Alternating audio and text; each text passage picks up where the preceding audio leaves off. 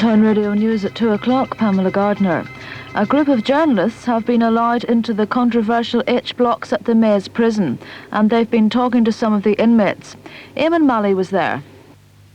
25-year-old Robert Sands, a father of two from Belfast Twinbrook, is a gaunt, long-faced, meagre-framed man with a ragged beard. The most outstanding feature of his physical being, which struck me, was the gun dug like alertness.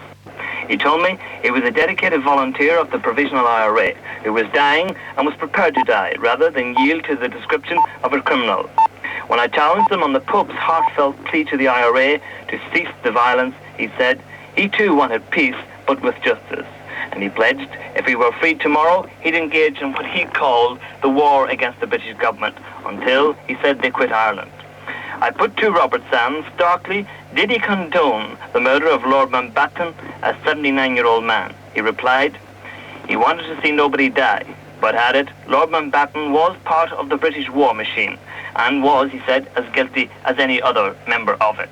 Eamon Malley, Downtown Radio News at the Maze prison. A 44-year-old mother of two teenagers was shot dead in the doorway of her home in West Belfast tonight. She's been named as Sadie Lorimer, and she was gunned down in front of her mother and sister. Her 13-year-old son was upstairs at the time. The gunman arrived on a motorcycle and shot Mrs. Lorimer as she entered her front door in Rodney Drive. An eyewitness told us how it happened. I was walking up the street to go to a friend's house to make a phone call whenever a motorbike stopped outside the lady's house that was shot. A man walked into the house. As I thought was a friend, he was very calm. Next thing I heard 3 shots, and the man walked out again very calm. The driver didn't move at all. He kept the motorbike running, and the man pointed the gun at me when I screamed, and the driver panicked and drove off. One of them had jeans and they had yellow helmets. What did you do then? Did you run round to the house? No, I stood and screamed, and then I ran into the house. And the woman was lying in the middle of the floor with the blood running out of her.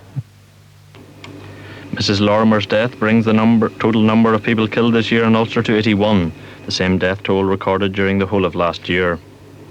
2 armed robberies in Belfast tonight. A youth carrying a handgun flagged down a city bus on the Ligoneel Road and held up the driver after stealing a sum of money he made off. 10 minutes earlier, 2 men, one armed with a shotgun, entered the wine cellars in the Newtonards Road, held up staff and took away 2 bottles of whisky and an undisclosed sum of cash. No shots were fired in either incident and no one was injured.